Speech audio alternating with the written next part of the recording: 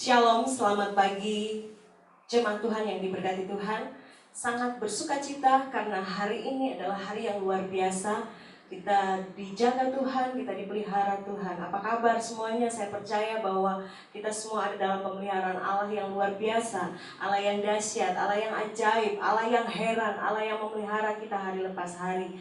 Hari ini adalah hari pencurahan kuasa Roh Kudus, hari yang ke-50, hari Pentakosta. Kita akan mengalami kuasa Tuhan yang luar biasa melalui kuasa Roh Kudus yang dicurahkan kepada kita semua pada hari ini. Mari terima dan rasakan jamahan Tuhan dan lawatan Tuhan melalui pencurahan kuasa Roh Kudus yang sudah diberikan oleh Bapa di surga melalui kuasa Roh Kudus dalam kehidupan kita semua. Puji Tuhan, pada saat ini kita akan mendengarkan firman Tuhan, kita akan berdoa bersama-sama.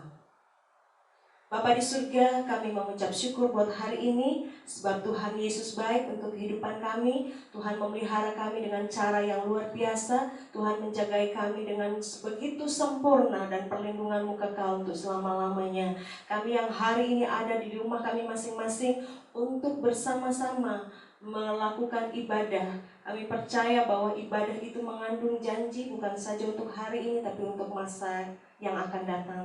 Tuhan Yesus, tolong kami, Roh Kudus jamah kami, sehingga kebenaran firman yang akan kami dengar pada pagi hari ini memerdekakan seluruh kehidupan kami untuk melakukan apa yang Engkau mau. Kami bersyukur dan kami mengembalikan segala pujian syukur kami hanya kepada Engkau Allah yang layak untuk menerimanya, sehingga kehidupan kami dikokohkan di dalam kebenaran firman Tuhan. Di dalam nama Tuhan Yesus kami berdoa dan kami mengucap syukur. Haleluya. Amin. Pada pagi hari ini kita akan mendengarkan firman Tuhan tentang tidak sama lagi. Not the same again. Apa yang tidak sama lagi adalah kehidupan kita. Kehidupan kita setelah menerima Yesus. Kehidupan kita setelah kita mengalami kuasa Roh Kudus. Hari ini adalah hari pencurahan kuasa Roh Kudus. Saya rindu kita semua mengalami kuasanya. Saya rindu kita semua mengalami anugerahnya, janji Bapa yang digenapi dalam kehidupan kita masing-masing melalui pencurahan kuasa Roh Kudus. Firman Tuhan yang akan kita baca pada pagi hari ini dalam Kisah Para Rasul 2 ayat 1 sampai ayat yang keempat. Kisah Para Rasul 2 ayat 1 sampai ayat yang keempat. Dikatakan seperti ini. Ketika tiba hari Pentakosta, semua orang percaya berkumpul di satu tempat. Tiba-tiba turunlah dari langit suatu bunyi seperti tiupan angin keras yang memenuhi seluruh rumah di mana mereka duduk. Dan tampaklah kepada mereka lidah-lidah seperti nyala api yang bertebaran dan hingga pada mereka masing-masing. Maka penuhlah mereka dengan Roh Kudus. Lalu mereka mulai berkata-kata dalam bahasa-bahasa lain seperti yang diberikan oleh Roh itu kepada mereka untuk mengatakannya. Amin buat firman Tuhan. Hari ke-50, hari Pentakosta, hari di mana Roh Kudus dicurahkan, hari di mana Roh Kudus dilimpahkan, diberikan oleh Bapa kepada kita semua. Jemaat Tuhan yang diberkati Tuhan, pada saat kita menerima Yesus sebagai Tuhan dan Juru Selamat, menyadari bahwa kita manusia berdosa dan butuh keselamatan yang daripada Tuhan, itu adalah pekerjaan Roh Kudus. Pekerjaan Roh Kudus yang sudah saya sampaikan pada khotbah saya minggu lalu tentang bagaimana Roh Kudus menginsafkan kita akan dosa. Roh Kudus yang membuat kita sadar bahwa kita adalah manusia berdosa dan butuh Tuhan. Pekerjaan Roh Kudus terjadi di dalam hidup saya dan saudara ketika kita menerima Yesus sebagai Tuhan dan Juru Selamat. Dan pada saat kita mengalami curahan kuasa Roh Kudus dalam peristiwa baptisan Roh Kudus yang kita sedang peringati hari ini sebagai hari di mana Tuhan mencurahkan Roh Kudusnya dengan luar biasa. Itu Tuhan Yesus yang membaptis kita dengan kuasa Roh Kudus. Peristiwa pertama ketika kita mengalami curahan Roh Kudus dikatakan atau disebut sebagai baptisan Roh Kudus. Nah, peristiwa-peristiwa selanjutnya ketika kita dipenuhi oleh kuasa Roh Kudus, kita dilingkupi oleh kuasa Roh Kudus, itu adalah peristiwa kita dipenuhi oleh Roh Kudus. Dikatakan seperti ini bahwa Roh Kudus adalah janji Bapa. Kenapa dikatakan seperti ini? Di dalam Yehezkiel 36 ayat 27 dikatakan seperti ini. Rohku akan kuberikan diam di dalam hatimu, dan aku akan membuat kamu hidup menurut segala ketetapanku, dan tetap berpegang pada peraturan-peraturanku dan melakukannya. Jemaat Tuhan yang diberkati Tuhan, ketika kita bisa taat, ketika kita bisa melakukan apa yang menjadi kehendak Tuhan di dalam hidup saya dan saudara, saya mau beritahu satu hal, bahwa itu karena pekerjaan kuasa Roh Kudus.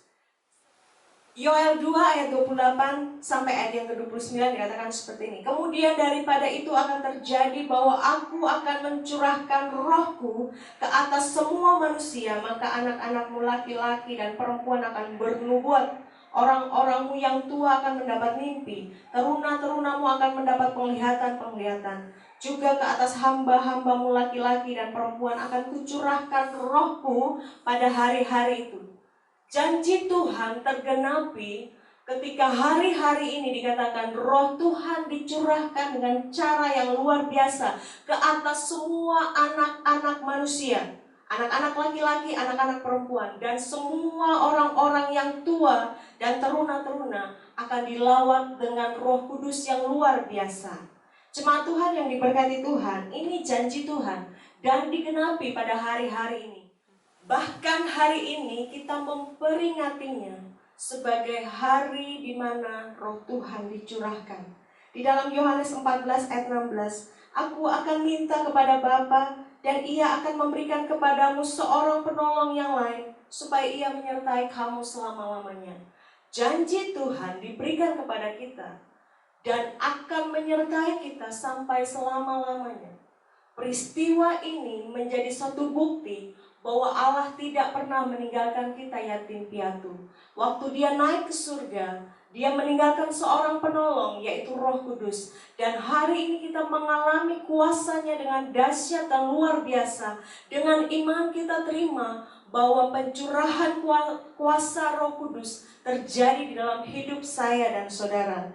Jemaat Tuhan yang diberkati Tuhan, yang perlu kita tahu adalah dalam Yohanes 16 ayat 7 dikatakan seperti ini.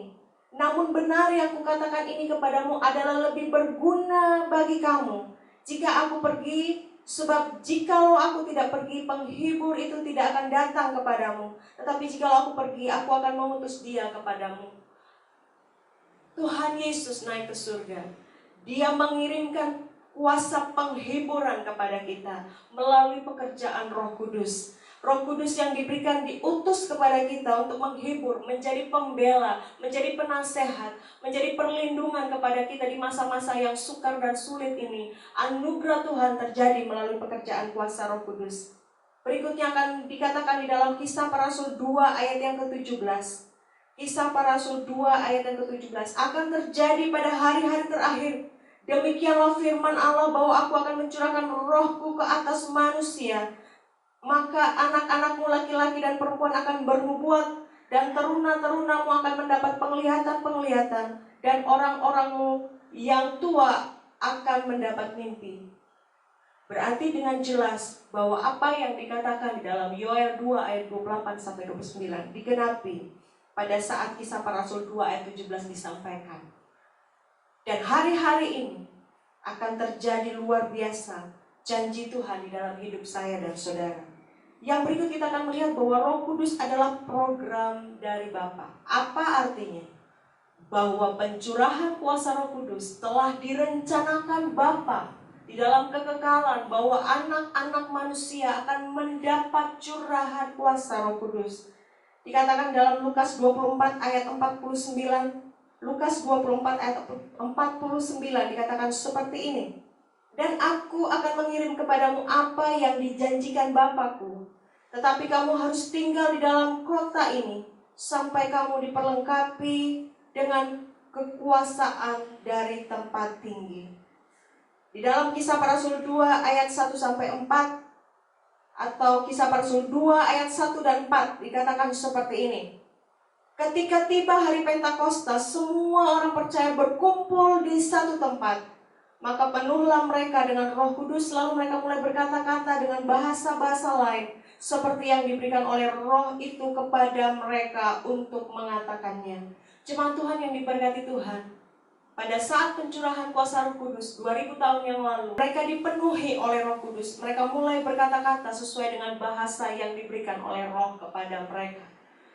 Jemaat Tuhan yang diberkati Tuhan, ini terjadi benar adanya bahwa pencurahan kuasa Roh Kudus untuk semua anak-anak manusia telah terjadi dan akan terus terjadi, dan sampai hari ini jika kita menerima dengan iman, itu pun akan terjadi dalam hidup saya dan saudara. Kita akan berkata-kata dengan bahasa baru, bahasa yang diberikan oleh Roh itu untuk kita mengatakannya, untuk memuji Tuhan, untuk memberikan segala kehormatan hanya kepada Tuhan. Dan saya mau katakan bahwa ketika kita dipenuhi oleh kuasa Roh Kudus, hidup kita tidak akan sama lagi. Karena itu adalah janji Tuhan di dalam hidup saya dan saudara. Kita akan mengalami suatu perubahan yang luar biasa dalam hidup kita. Kita yang tadinya minder akan dibuat Allah menjadi percaya di dalam Tuhan. Akan satu keberanian, ada satu tindakan iman yang menggerakkan kita dengan cara yang luar biasa, sehingga kita menjadi anak-anak Tuhan yang lebih efektif di dalam Tuhan. Jemaat Tuhan yang diberkati Tuhan, ada beberapa kebenaran penting yang ingin saya bagikan tentang bagaimana atau apa yang dikerjakan oleh Roh Kudus pada saat kita menjadi anak Tuhan. Proses yang pertama yang tidak bisa kita lewati atau tidak bisa kita langkahi adalah yang pertama, pertobatan dan pemulihan. Roh Kudus mengambil peran penting pada saat kita bertobat. Karena pada saat itulah Roh Kudus yang menginsafkan kita akan dosa. Dikatakan di dalam Yohanes 16 ayat 8a, dan kalau Ia datang, Ia akan menginsafkan dunia akan dosa. Pada saat kita sadar bahwa apa yang sudah kita lakukan mendukakan hati Tuhan, atau apa saja yang kita sudah buat itu melanggar ketetapan-ketetapan Tuhan, disitulah pekerjaan kuasa Roh Kudus nyata untuk membuat kita sadar bahwa kita tidak bisa menolong diri kita sendiri. Kita tidak bisa menyelamatkan diri kita sendiri. Kita perlu Roh Kudus. Dikatakan dalam 2 Korintus 3 ayat 17, sebab Tuhan adalah roh, dan di mana ada roh Allah, di situ ada kemerdekaan.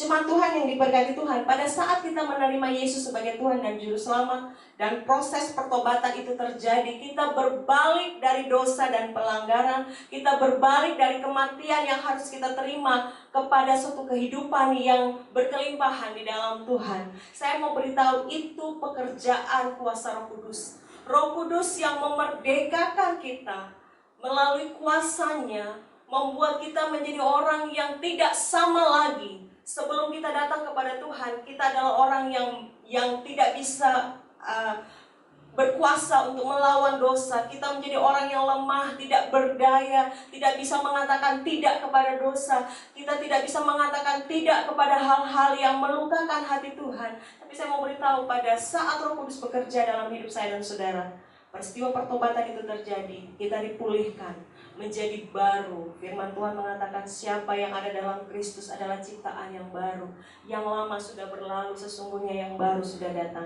Nyata terjadi dalam hidup kita masing-masing karena karya dan apa yang telah dikerjakan oleh Roh Kudus. Amin. Nah, poin yang kedua yang akan kita pelajari pada hari ini, apa yang dikerjakan oleh kuasa Roh Kudus di dalam hidup saya dan saudara adalah tentang kuasa untuk bersaksi dan menginjil. Saya percaya bahwa keselamatan yang kita terima bukan berhenti sampai di situ, tapi Tuhan mau bahwa sudah kita diselamatkan, Tuhan mau kita menjadi saksi. Tuhan mau kita menjadi orang-orang yang membawa kabar baik, kabar keselamatan itu kepada semua orang yang ada di sekitar kita. Dan kita tidak bisa melakukan itu dengan kemampuan kita sendiri, dengan akal budi kita sendiri. Kita perlu curahan kuasa Roh Kudus yang kita terima hari ini dengan iman. Dalam Kisah Para Rasul 2 ayat yang keempat sampai ayat yang ke-11, kita akan melihat bagaimana kuasa Roh Kudus dicurahkan, sehingga itu membuat kegerakan yang luar biasa kepada murid-murid Yesus pada saat itu untuk menjadi pemberita Injil, untuk bersaksi bagi nama Tuhan. Nanti saudara akan melihat pembacaan firman Tuhan di layar masing-masing. Tetapi yang ingin saya bagikan kepada kita semua saat ini adalah poin penting pada saat seseorang menerima Yesus sebagai Tuhan dan Juru Selamat, Roh Kudus yang menginsafkan dia akan dosa. Setelah itu, karena Roh Kuduslah yang dicurahkan kepada kita, kita menerima kuasa. Kuasa itu yang menjadi dinamos, menjadi penggerak utama di dalam hidup kita masing-masing untuk memberitakan kabar baik. Kita diperlengkapi dengan kuasa. Kuasa bukan dari dunia ini, tapi kuasa dari tempat yang maha tinggi untuk menyampaikan kabar baik tersebut. Kita melakukannya dengan kekuatan kuasa yang supranatural. Jemaat Tuhan yang diberkati Tuhan, untuk seseorang bisa datang dan menerima Yesus sebagai Tuhan dan Juru Selamat, ketika kita menyampaikan kabar baik, itu pekerjaan kuasa Roh Kudus. Kita tidak mampu untuk membuat orang sadar akan dosa dan pelanggarannya. Kita tidak mampu untuk menyampaikan bahwa ada jalan kebenaran dan hidup yang ada di dalam Yesus Kristus tanpa curahan kuasa Roh Kudus. Ketika seseorang bisa datang kepada Tuhan, itu karena pekerjaan kuasa Roh Kudus. Mungkin ada banyak metode yang kita pakai hari-hari ini. Ada hal-hal yang bisa kita jembatani untuk bagaimana Injil bisa sampai kepada orang-orang yang belum mengenal Injil. Injil adalah kekuatan Allah yang menyelamatkan. Nah, ketika kita bisa menerima Injil, itu karena kuasa dan kekuatan Allah sampai kepada kita. Di dalam itu, penyertaan Roh Kudus mengalir dalam hidup saya dan saudara untuk membawa kita sampai kepada Injil itu sendiri.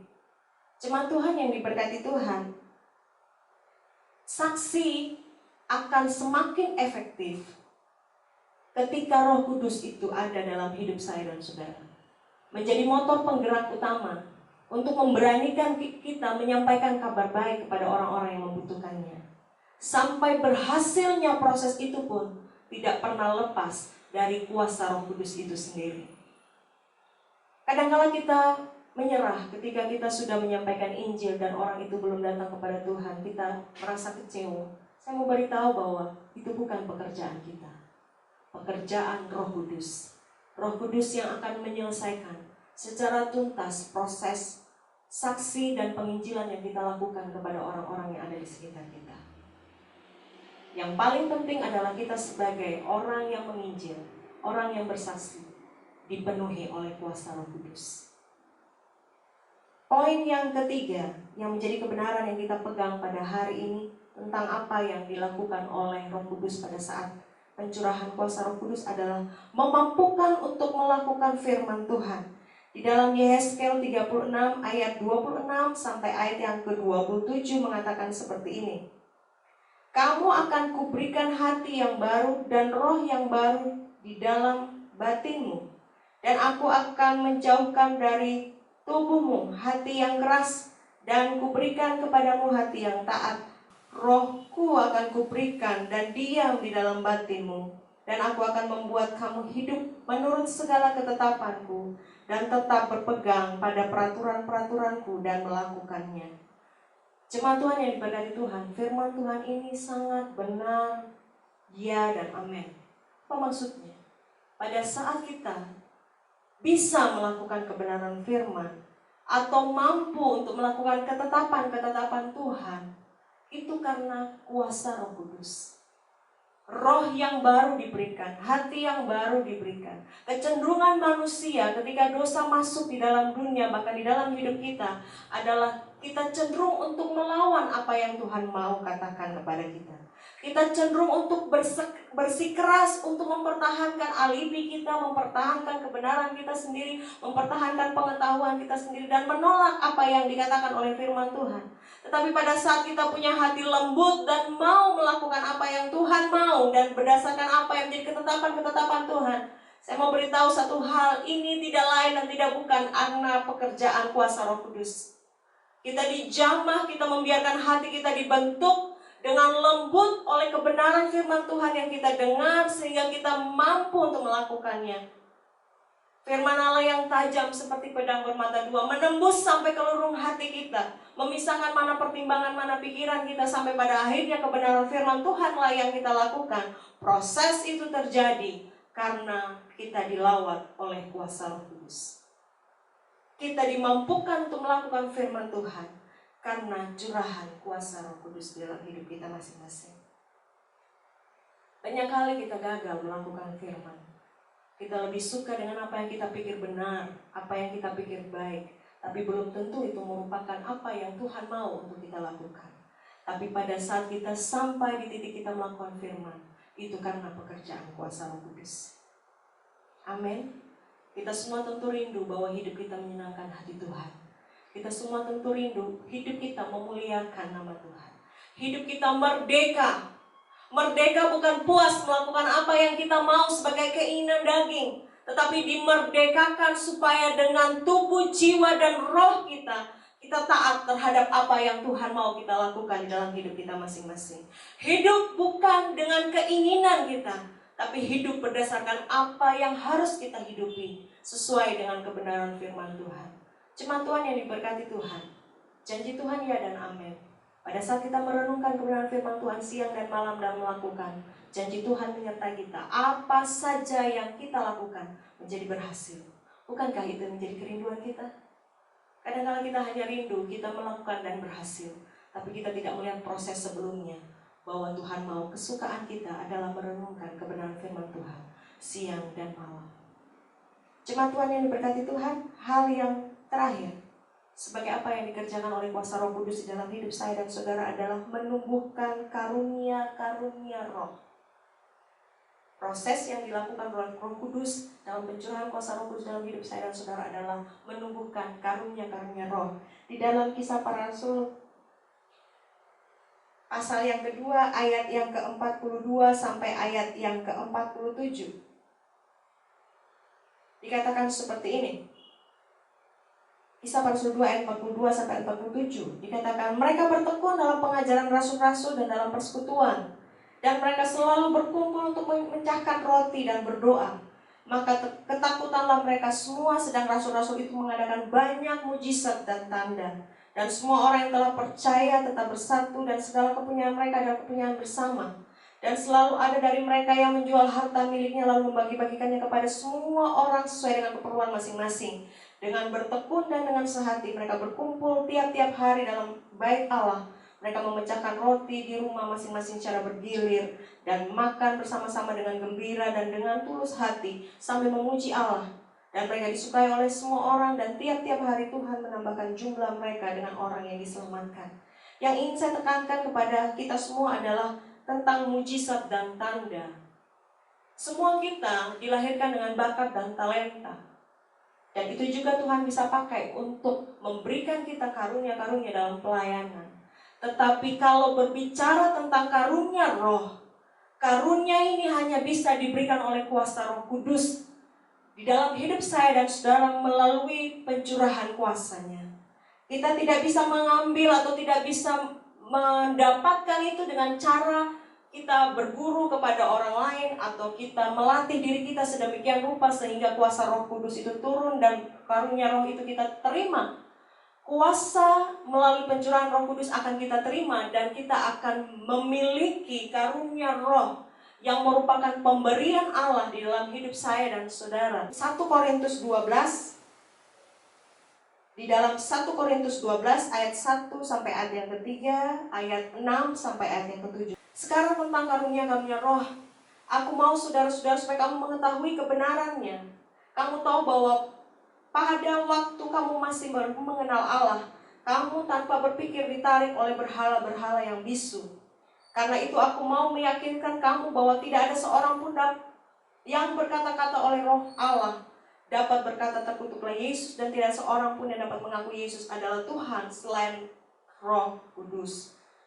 Dan ada berbagai perbuatan ajaib, tetapi Allah adalah satu yang mengerjakan semuanya di dalam semua orang. Tetapi kepada tiap-tiap orang dikaruniakan pernyataan roh untuk kepentingan bersama. Saya sudah mengangkat untuk semua firman Tuhan di dalam 1 Korintus 12 ayat 1 sampai 3, 6 sampai 7.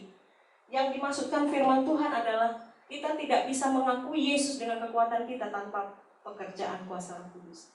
Dan kita tidak bisa mendapatkan dengan jerih lelah kita untuk karunia roh selain yang diberikan roh Allah kepada kita untuk memperlengkapi orang-orang yang percaya di dalam Tuhan. Firman Tuhan dengan jelas mengatakan bahwa proses itu harus terjadi ketika kita terima Yesus sebagai Tuhan dan Juru Selamat. Kita dipenuhi oleh kuasa Roh Kudus melalui peristiwa baptisan Roh Kudus dan kepenuhan dalam Roh Kudus, kemudian kita akan melakukan apa yang Tuhan mau dan diberikan oleh Tuhan kepada kita, karunia-karunia roh. Karunia-karunia roh ini diperlukan di dalam pelayanan yang Tuhan percayakan. Ada yang satu, ada yang mendapat dua, ada yang mendapat tiga, karena ada 9 karunia roh. Tapi saya mau beritahu, itu diberikan Allah sesuai dengan kemampuan kita. Kalau kita setia dengan perkara yang kecil, firman Allah bilang, akan diberikan kita dan dipercayakan kepada kita perkara-perkara yang besar. Mari jemaat Tuhan, bukan persoalan 1, 2, 3, atau 9 yang kita dapat. Tetapi kita mau setia dengan karunia roh yang Tuhan percayakan. Kita mau menumbuhkannya, kita tidak menguburkannya. Apa saja yang Tuhan izinkan untuk kita latih di dalam hidup saya dan saudara dalam pelayanan-pelayanan Tuhan percayakan, mari ambil bagian dalam pengertian yang mungkin kita masih belum banyak tahu, kita masih perlu proses belajar. Mari jangan undur diri, tetapi masuklah dalam panggilan Tuhan. Karena Tuhan sudah memperlengkapi kita dengan kuasa Roh Allah. Kita melakukan apa yang menjadi bagian kita, dan Allah melakukan apa yang menjadi bagian Allah di dalam hidup kita masing-masing. Sehingga kuasa Roh itu mengambil alih seluruh hidup saya dan saudara, dan karunia Roh Allah di dalam hidup kita dapat bertumbuh, dapat maksimal, dan memuliakan nama Tuhan. Jemaat Tuhan yang diberkati Tuhan, firman Tuhan ya dan amin. Hari-hari ini tidak ada lain yang bisa kita lakukan. Waktunya lawatan Tuhan sudah terjadi di dalam hidup saya dan saudara. Karunia-karunia roh kita perlu untuk semakin efektif sebagai orang-orang yang dipanggil Tuhan untuk melayani. Bahkan sebagai anak-anak Tuhan, kita perlu kuasa Roh Kudus. Kita tidak bisa menyaring apa saja yang terjadi dari dunia ini. Tapi kalau ada kuasa Roh Kudus itu akan menolong kita untuk tahu apa yang dari Tuhan, apa yang bukan dari Tuhan, apa yang dari dunia, dan bagaimana untuk kita dengan hikmat Allah mengatasi persoalan-persoalan yang kita hadapi. Kita perlu kuasa Roh Kudus. Jemaat Tuhan yang diberkati, belum terlambat. Kalau hari ini engkau mau mengalami, inilah waktunya. Inilah waktu di mana Tuhan akan melawat kita. Buka hati, terima dengan iman. Roh Kudus dicurahkan. Pada saat kita menerimanya, kita akan mengalami lawatan yang luar biasa. Tetapi apabila ia datang, yaitu Roh kebenaran, ia akan memimpin kamu ke dalam seluruh kebenaran. Sebab ia tidak akan berkata-kata dari dirinya sendiri, tetapi segala sesuatu yang didengarnya, itulah yang akan dikatakannya, dan ia akan memberitahukan kepadamu hal-hal yang akan datang. Kita bukan ahli yang maha tahu, tapi kalau ada Roh Kudus, jangan khawatir.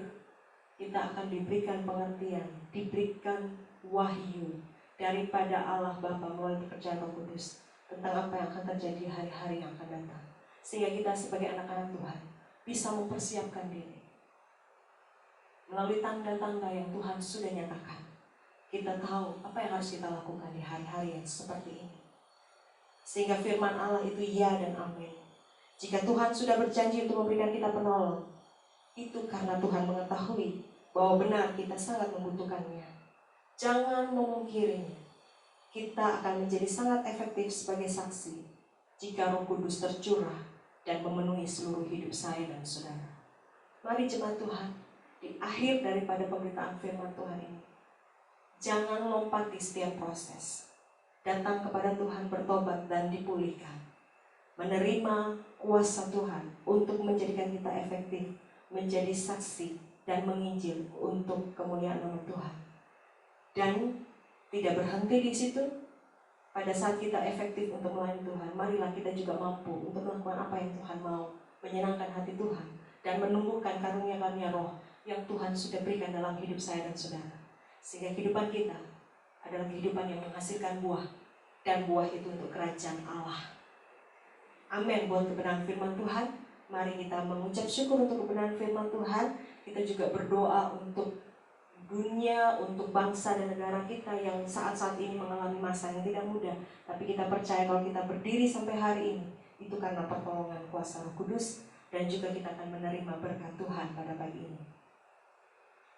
Bapa di surga, terima kasih banyak buat kebenaran firman yang sudah kami dengar pagi hari ini. Biarlah kebenaran firman Tuhan ini memerdekakan seluruh kehidupan kami. Bahwa kami anak-anak Tuhan adalah anak-anak yang telah dipulihkan di dalam kekuatan kuasa Roh Kudus.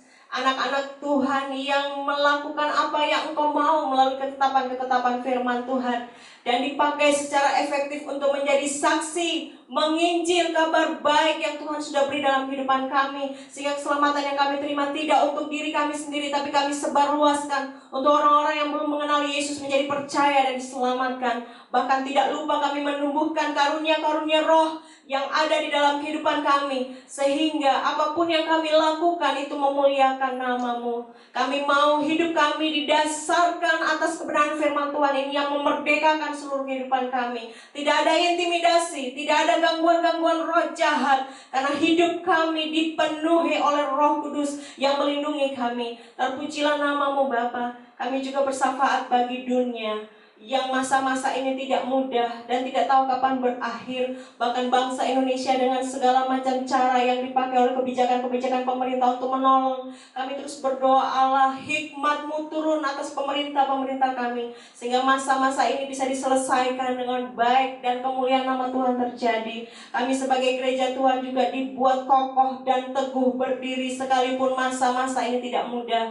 Dasar kami akan semakin kami tancapkan di dalam setiap kebenaran yang kami dengar dan kami renungkan, menjadikan kami kuat di dalam Tuhan, sehingga angin apapun yang datang menerpa kami, badai apapun yang datang menerpa kami tetap kuat dan kokoh di dalam Tuhan. Biarlah melalui peristiwa-peristiwa ini kami semakin diteguhkan bahwa Yesus Tuhan adalah ya dan amin dalam hidup kami. Kebenaran firman-Mu menjadi kokoh dan kuat. Terpujilah nama-Mu Bapa. Kami percaya bahwa kehidupan kami akan memuliakan nama-Mu.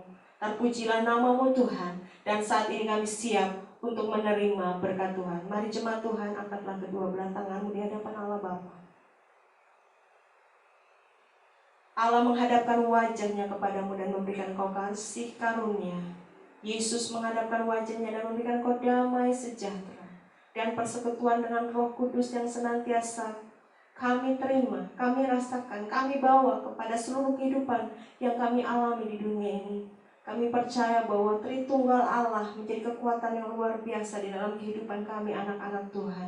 Hari-hari ini tidak mudah, tapi kami percaya kuasa Roh Kudus telah dicurahkan di dalam kehidupan kami, sehingga kami mengalami kehidupan yang berkemenangan di dalam Tuhan.